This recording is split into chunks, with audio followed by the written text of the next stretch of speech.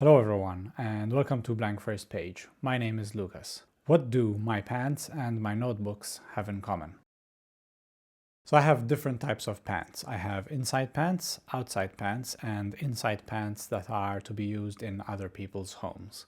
My inside pants are purely to be used within the confines of my own house. My outside pants are my jeans that I use outside of my house. And then my inside pants for other people's homes are inside pants that I now use when I'm going to friends and family's houses. So it's technically inside, so outside pants don't do, but I can't use my own inside pants because it is outside of my house.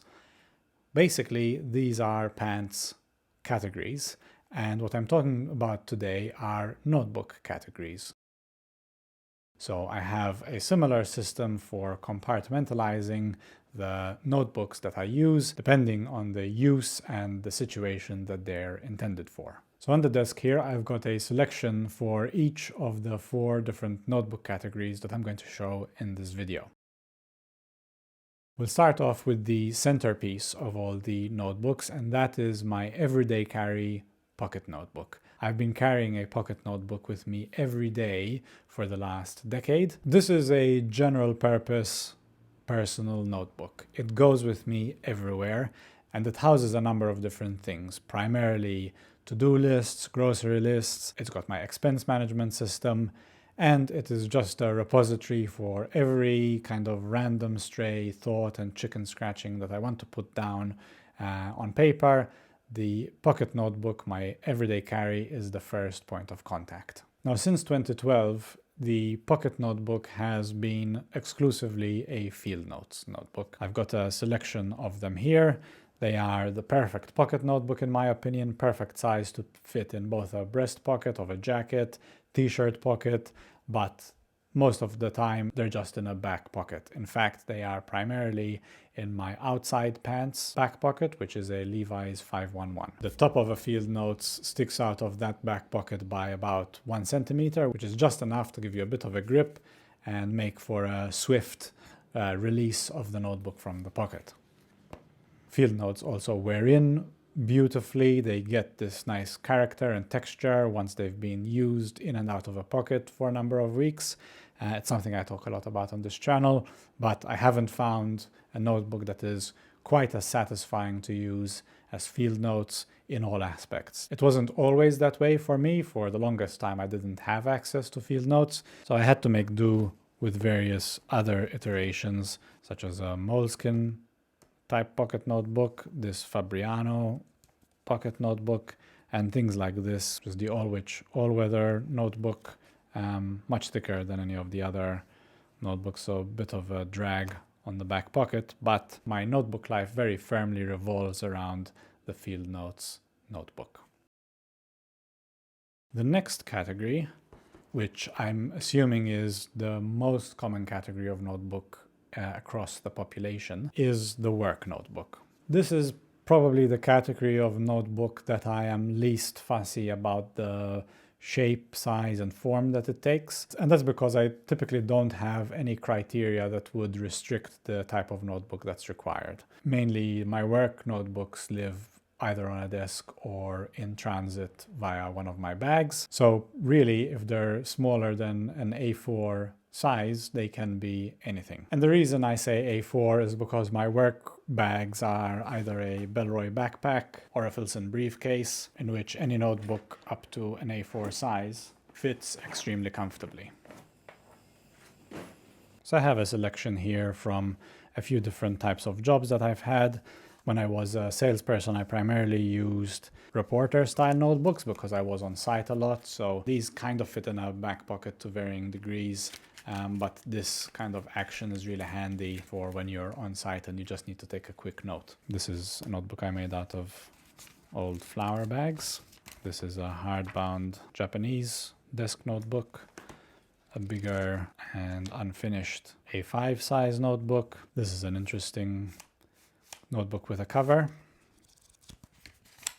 And this is a very large notebook, which can fit comfortably on a desk, not that great for lugging around with you on a customer site. The common aspect between the work notebook and the pocket notebook categories is that they are workhorse notebooks. So these receive a very broad spectrum of notes. For my personal notebooks, it's the first place any of my thoughts or notes get written. And for my work notes, it is anything from to-do lists, reminders, meeting notes, client discussions, calculations. They just receive any and all of my notes. The next category of notebook is my investing notebooks. An interest of mine is investing. I spend a lot of time learning about the field. I study great investors. I try to do some of my own investing. And in that practice, there's a lot of opportunity for note-taking. So when I first started getting interested in this field, my father, who's an investor, would give me lots of reading material, books about the subject, but also letters to shareholders written by the great investors like Warren Buffett, Seth Klarman, Howard Marks. And when I was first starting out with this, I would literally transcribe the letters, segments of the books, parts of emails my dad would write to me. I had no original thought of my own at that point. So one thing I like to do when I'm starting to learn about a field is to find a way to process the thoughts and the ideas of the greats of that field. So for me, that means writing out word for word what some of the great minds of that field have done. So these notebooks, these first three in particular, are just full of excerpts from letters to shareholders, books. Sometimes I've transcribed the entire letters and entire chapters of books. And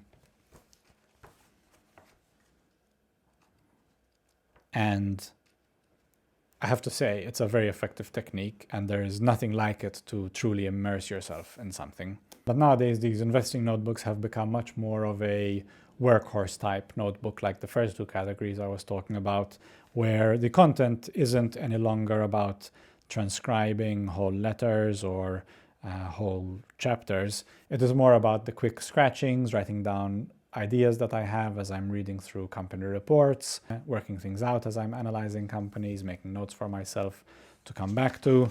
So they resemble much more a working notebook as opposed to a learning notebook. And then finally, I have my miscellaneous.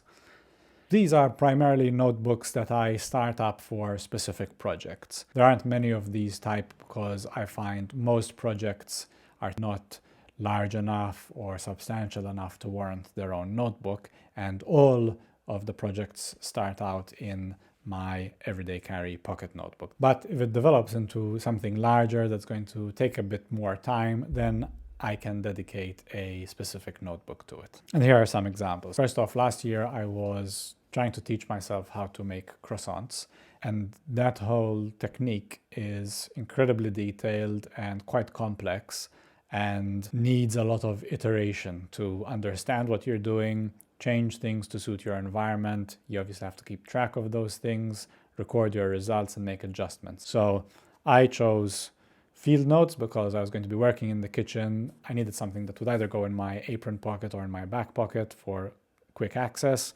And so field notes is an obvious solution there. These are filled with recipes, adjustments, notes, frustrations, and all sorts of thoughts about making croissants. Here's one I had for a training course. This notebook was actually provided for the purposes of the course, and it is a moleskin and was very nice to write in. So I was actually very pleasantly surprised to have a corporate training course include a nice notebook.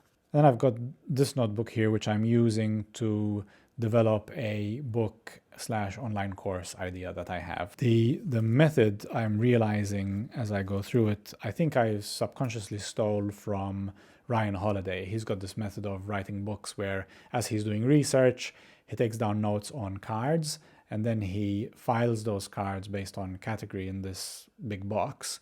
And eventually, the stacks of those categorized cards become his chapters. This whole box then forms the bones of his book, which he then can use to flesh out and turn into an actual book.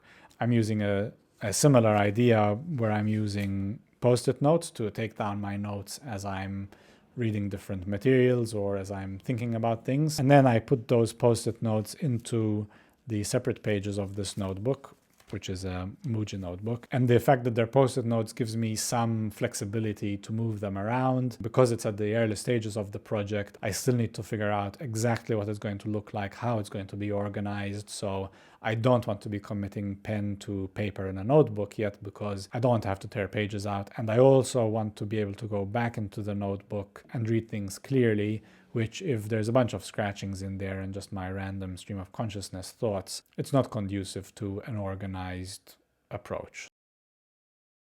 And now for a secret bonus round of notebook category. Here I've got two field notes notebooks. They have nothing to do with the first category of notebook that I spoke about, which is my pocket notebooks. Those are field notes, but these are very different. I call these my long-term reference notebooks. They serve two very specific purposes.